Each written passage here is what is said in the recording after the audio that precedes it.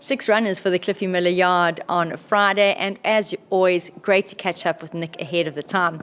2 runners start the yard off in race 2. Ocean Flame, who is our poster child this morning, she's really looking bright. She's in good form, and she really should be involved in the shake-up again. She'll be racing alongside Vino Rioja, who is racing off a short break.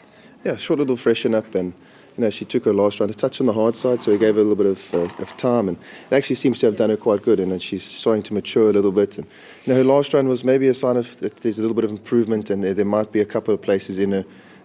Jose obviously got quite a good kick out of her, so we're hoping for the best. He did suggest we go 14 on the poly, so that's what we've done, and hoping for back into the quartets. Ocean Flame, really good form. She was really holding form last time. Last time was a little bit on the flat side. She didn't really run on all the way that we expected her to. Stepped up to the 14 from a fair draw with a claim 4 on. She has to be a big run. Obviously there's respect for the Cape horse, but the new horse with the Cape form, but she's obviously in with a chance. Up next will be Lyrics and Songs in race 3.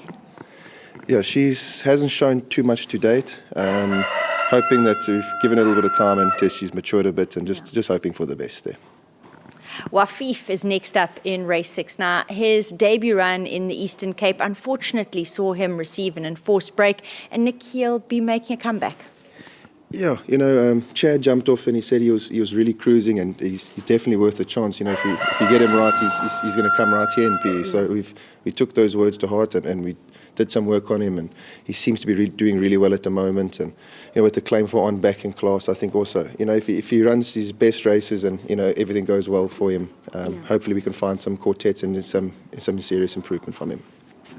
And then a duo of runners will close for the yard in race 8. First up, Alex Miller in super form, and she's going to be involved in the fray. She'll be joined by Furshmaki, who's another one who'll race off a short break.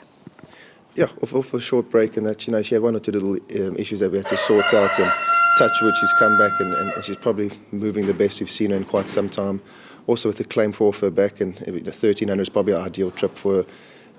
If she can get on with it up front and get it all her own way, she can definitely find the first 4. I think she'll be a nice horse to throw into back into quartets. And Alex, we've dropped her in class and put the claim 4 on. The kid's really riding well.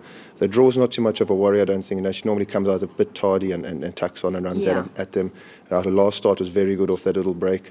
I don't think the second run after that should be a problem, but she's really doing well at home, and she's in a good, happy space, and I expect a very big run from her.